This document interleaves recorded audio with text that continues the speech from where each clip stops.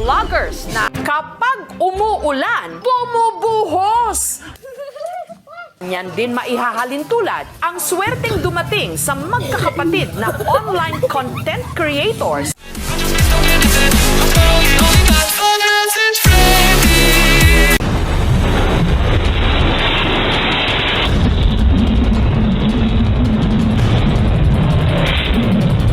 Pero makalipas lang ang kalahating taon, ang Camp Pinpin, ganito ang sinapit. Ang mga gamit sa billiards area nilipad. Well, the kaya this is 200 grams.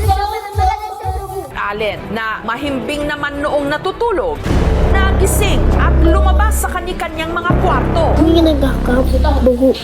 Tila itinutulak ng napakalakas na hangin ang gate. Taga dyan po sa may Barangay Curva, malapit sa ilog siya nakatira. Ang letter dito. I think this is the best solution. So I've got to be May as 30 careful as dito. possible. May swimming dito. Babon!